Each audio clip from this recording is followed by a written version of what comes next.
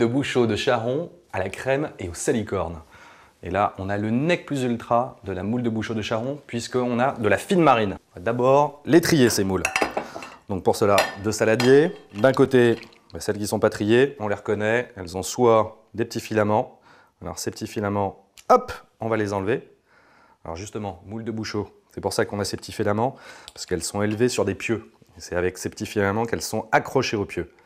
Celle-là, rien. Tout va bien. On regarde. Ici, gros trou. J'élimine. Celle-ci est entrouverte, donc je vais vérifier qu'elle se referme bien. Donc elle est toujours vivante. Pour ça, j'applique voilà, un léger choc sur la coquille et elle se referme automatiquement. Donc ça va.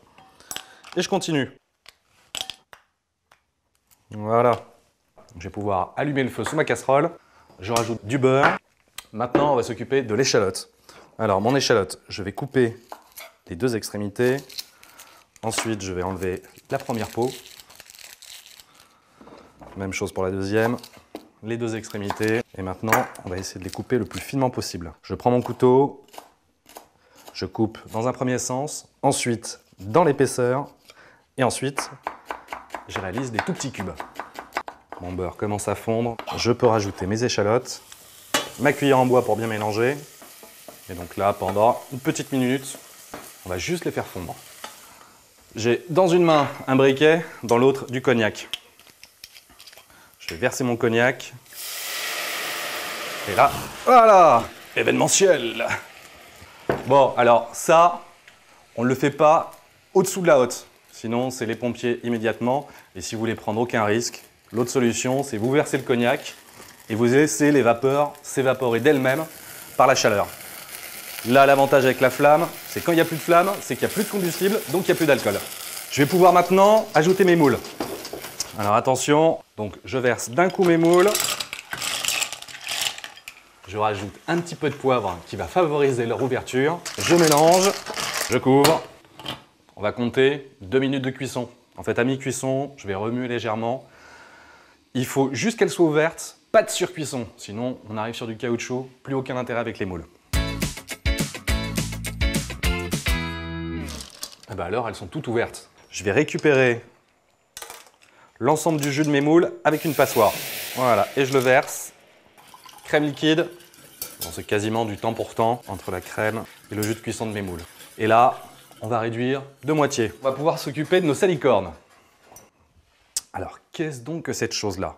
En fait, la salicorne, c'est une herbe qui pousse au bord des marais salants. C'est assez salé. Donc, on va d'abord les trier. Parce que comme on peut le voir, au milieu des salicornes, on va trouver des petits morceaux d'herbe, on va trouver des choses qui ne sont pas des salicornes. Donc, voilà. On met tout ça de côté. Également, celles qui sont un peu plus grosses que les autres, on va juste récupérer les tiges de côté, parce que cette partie-là est plus ligneuse. Donc voilà, petite séance de tri. Bon voilà, j'ai presque fini de trier mes salicornes. Je vais ensuite les passer sous l'eau, et là on va rincer pendant 2 minutes. Je vais pouvoir maintenant les couper. On va les couper grossièrement.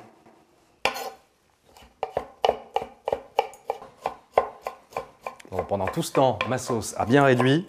Je peux maintenant rajouter mes salicornes. Je remue. Alors, à aucun moment, j'ai rajouté du sel.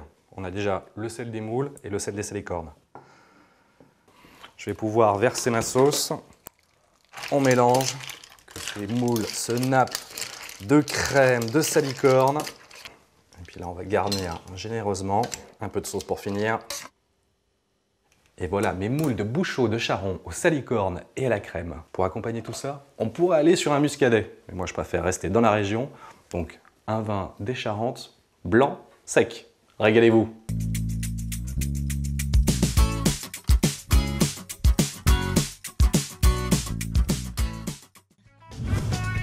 Auchan.